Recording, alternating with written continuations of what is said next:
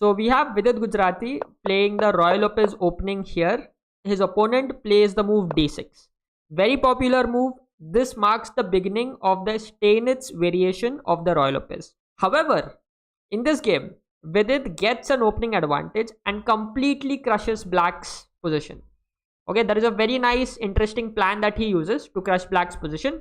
And if you are someone who also faces a move like d6, the Steinitz variation, you can use this game as a reference point, as a model game, to see how you should be playing to counter this d6 move. Okay, and if you are someone who thinks that Steinitz move cannot be refuted, well, let me tell you that you will not see this d6 move a lot in grandmaster practice. The reason for that is after the move d4, which is what Vidit played in the game, White has scored 70%, meaning out of 100 games, White scores 70.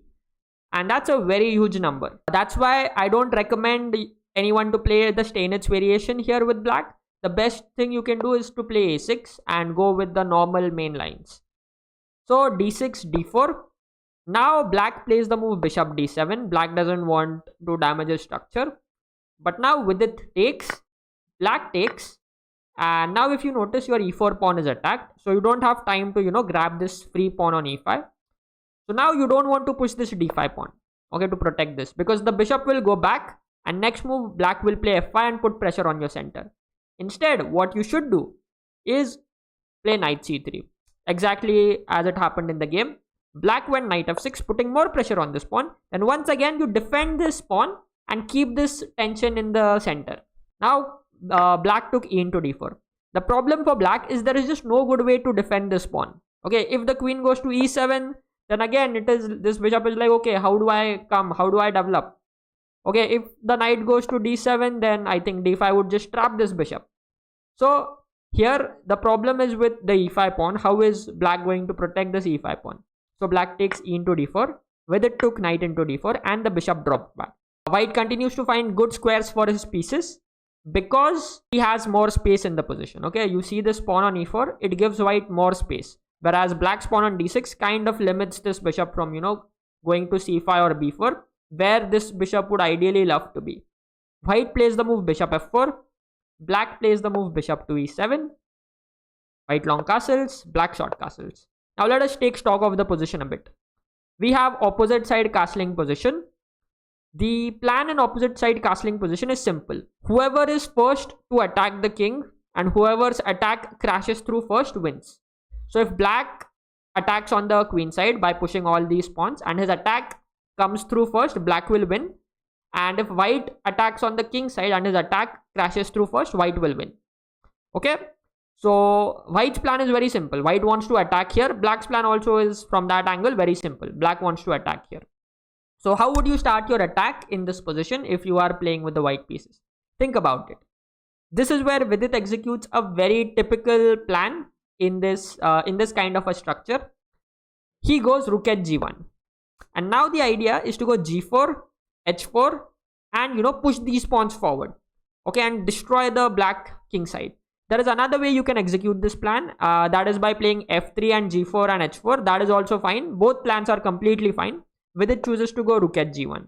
Okay, Black now plays b5. Black also knows that he has to fight on the other side of the board if he has to have some chances. However, this pawn is free. So Vidit, who has a nickname Greedy Vidi, grabs the free pawn because hey, it's a pawn. Rook e8 played. Keeps an eye on this queen here on e2. Now Vidit goes g4, starting an attack on the king side. Black plays rook b8. Now already there are two attackers on this knight and two defenders. So this knight could maybe come under some trouble even though it's protected for the moment. So Vidit decides to move his knight away. Knight to d4. Black goes queen to c8, attacking this pawn. But now Vidit goes g5, attacking the knight. The knight just has only one square to go, and that is g4. Nowhere else it can go. So g4. This gives Vidit important time to make the move knight to f5, cutting off this bishop and queen from protecting this knight. And that means Black has to give up this, give up the bishop for the knight. White takes with the pawn. Now the knight goes to e5, and now Vidit takes here, and plays the move f6. Have you played the game Age of Empires? In that, there is a unit that is known as a battering ram. You just get it closer to the enemy wall and you let the ram do its work, and it breaks the wall in like 10 seconds or something. So this f6 move is kind of like that. This is like a battering ram, and this is going to destroy the whole king side structure here for black. So f6 was played, the bishop went back to f8. Of course, you cannot capture, because after capture, this bishop would be lost here. So the bishop had to drop back to f8. Now with it took, you have an advantage. You've got this enemy king weakened. How do you continue from here on? So this is where, top grandmasters are very, very good at getting their pieces onto better squares and just slowly improving his position. Notice how over the next few moves, Vidit gets all his pieces to better squares. First he goes queen c4. This queen keeps an eye here and also keeps an eye here, and you'll soon find out why this move is so important, especially keeping an ie on e4. Black plays queen f5, and now white goes knight e4. I told you, this queen has to cover this e4 square so that, the knight can remain on this square. Black plays queen f4 check. The king runs to b1. Black goes rook b6. Vidit plays the move rook d7. Rooks belong on the 7th rank. Vidit puts his rook, plants his rook on d7, attacking this pawn and at the same time keeping an eye on this f7 pawn. Black plays rook b2 e6, stopping this queen from watching the f7 pawn. But now Vidit plays h4. Very, very beautiful move. By the way, can you tell me what happens after queen into h4? Let me know in the comments what happens. Okay, so h4, queen into h4 doesn't work. Tell me why. Black here chooses to go king h8. Black gets the king away from the g file where the rook is, and also from this diagonal. Now Vidit grabs more pawns to give more pawns to VD. He's going to grab it.